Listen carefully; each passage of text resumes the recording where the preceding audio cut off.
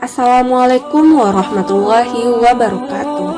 Teman-teman yang disayangi Allah Subhanahu wa Ta'ala, izinkan Ana bercerita tentang kejadian musyawarah Nabi Muhammad SAW sebelum terjadinya Perang Badar.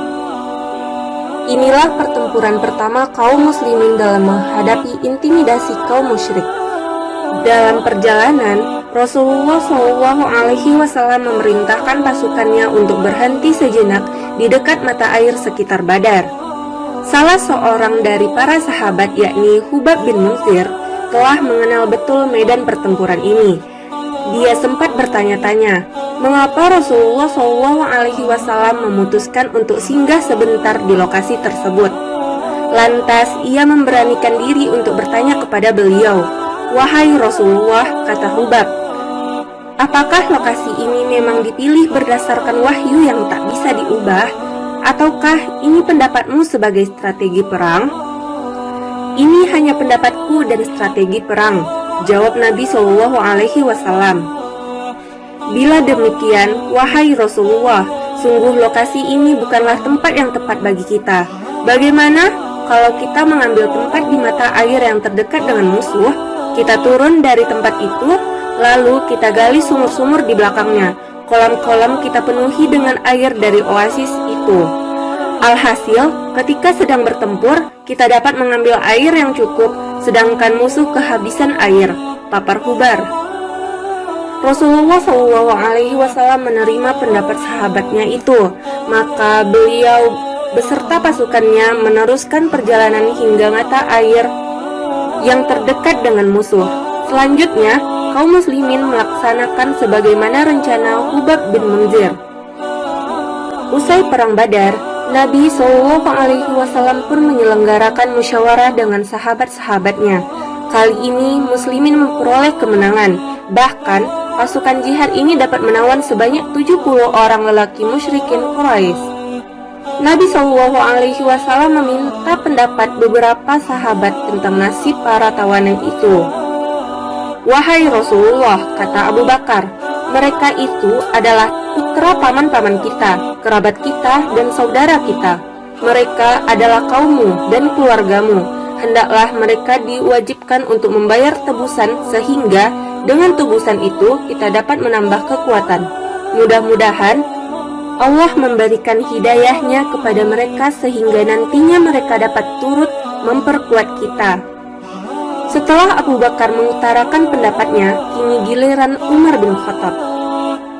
"Ya Rasulullah, mereka telah mendustakan dan mengusirmu dari kampung halaman. Mereka adalah gembong orang-orang kafir. Mereka keluar dari kota hanya untuk memerangimu. Menurut pendapatku, hukum mati saja mereka," kata Umar dengan nada tegas. Lalu berkatalah Abdullah bin Rawahah, "Wahai Rasulullah," katanya, "di dekat kita ada lembah yang banyak kayu. Kita dapat menyalakan api besar di sana, lalu melemparkan mereka ke dalamnya." Rasulullah SAW kemudian terdiam. Beliau tak menjawab, lalu masuk ke tendanya. Maka Abu Bakar, Umar, dan Ibnu Rawahah saling bertanya-tanya, pendapat manakah yang akan disetujui Nabi SAW? Tak lama kemudian, Rasulullah SAW keluar dan berkata, "Sungguh Allah Maha Besar melunakkan hati orang sehingga lebih lunak daripada yang lunak. Sungguh Allah Maha Kuasa mengeraskan hati orang hingga lebih keras daripada batu." Beliau lantas mengibaratkan sifat Abu Bakar seperti Nabi Isa alaihissalam yang pernah berdoa, "Jika engkau Allah menyiksa mereka, sesungguhnya mereka adalah hamba-hambamu. Dan jika engkau mengampuni mereka, sesungguhnya engkaulah yang maha perkasa dan maha bijaksana." Quran Surat Al-Maidah ayat 118. Sifat Umar diibaratkannya dengan Nabi Nuh kala berkata, "Ya Tuhanku, janganlah engkau biarkan seorang pun di antara orang-orang kafir itu tinggal di atas bumi." Quran Surat Nuh ayat 26. Adapun sifat Abdullah bin Rawahah disandingkan beliau dengan Nabi Musa saat bermunajat, "Ya Tuhan kami, binasakanlah harta benda mereka, dan kunci matilah hati mereka, maka mereka tidak beriman sehingga mereka terlihat siksaan yang pedih." Quran Surat Yunus ayat 88. Nabi SAW lantas lebih condong pada pendapat Abu Bakar. Maka para tawanan itu bisa dibebaskan dengan jaminan.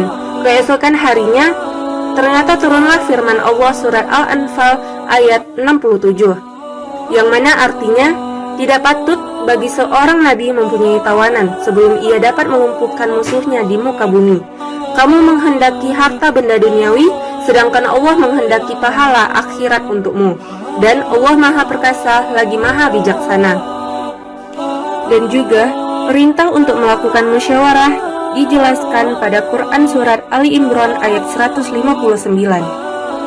Dan artinya, maka berkat rahmat Allah engkau Muhammad berlaku lemah lembut terhadap mereka. Sekiranya engkau bersikap keras dan berhati kasar, tentulah mereka menjauhkan diri dari sekitarmu.